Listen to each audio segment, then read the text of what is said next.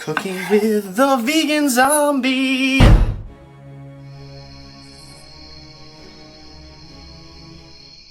Hola, mis amigos. This is the last recipe that we're gonna have for Mexican theme, and I have to admit, it's not really a Mexican recipe. It's just an idea for your leftover flour tortillas. What do you do with these guys after you're done with your burritos and everything? You got a couple sitting over in the fridge. Let's make a dessert out of them. We are gonna make empanadas. Now, I know this isn't the traditional way to make empanadas, so before you go yelling at me, I just want you to know this is inspired by a fast food restaurant in Buffalo, New York that used to make these empanadas, and I'm gonna kind of show you their method. Tonight, I bring you apple empanadas. So we're gonna get started by prepping our apples. This recipe calls for 2 to 3 medium-sized apples. Go organic if you can. If you can't find Granny Smith, find your favorite apple that you like to bake in pies. What you're gonna do is take the skin off. You're gonna quarter them like this. You're gonna cut them into about 1/8 of an inch. And then toss it in some water with lemon juice. I have 1 lemon in here, of, I don't know, 4 cups of water, 2 apples. This keeps the apple from turning all brown and gross before you actually cook it. Now, I know cooking it is gonna turn it brown and gross anyway, but just do it. Alrighty, so we have a pan on the stove at a medium-high heat. We're gonna put 2 tablespoons of refined coconut oil. That's good for high heat. 1, 2. Let that heat up, and then we're gonna add the apples to it. We're gonna toss our apples into this nice hot pan.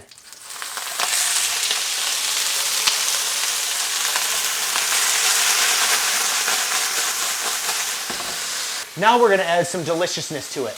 I have 2 tablespoons of coconut palm sugar, a teaspoon of cinnamon, a 1/4 teaspoon of nutmeg, and a pinch of salt for the heck of it. Sprinkle that on in, toss it around, and you're gonna wanna cook this down for maybe 10 minutes, maybe 15, but basically you want the apples to be nice and soft and a nice caramel color. While we're waiting for our apples to finish cooking, we're gonna make a maple cashew cream to put on the bottom of the plate. It's gonna be delicious. You start off with a 1/2 cup of cashews. We're gonna add a tablespoon of maple syrup, and we're gonna add 2 tablespoons of water. You're going to need more water than this, but start there. You don't want it to be too thin, you don't want it to be too thick. You'll add about a teaspoon or a tablespoon at a time until it reaches that perfect consistency.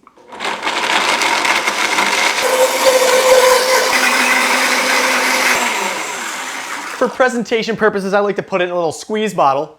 So I got my funnel here, and this is the consistency you're looking for. Watch as it, oh yeah.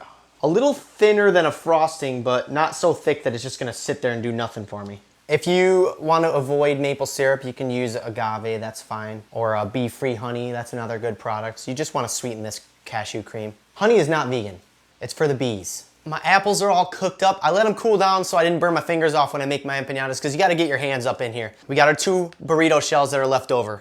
We're gonna take a little concoction made of 2 tablespoons of maple syrup, a teaspoon of coconut palm sugar or brown sugar, and a 1/4 teaspoon of cinnamon for fun. And we're gonna brush the inside with this maple syrup concoction.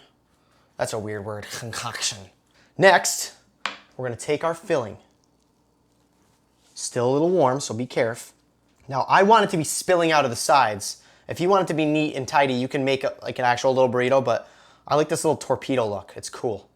It's really cool. It's the coolest. So just tightly wind that up, pushing the sides, get those apples poking out. Hey guys, once you get it all rolled, flatten it out, pop it on a baking sheet, not a bacon sheet, not a sheet made of bacon. And then we're gonna brush the top with that maple syrup concoction.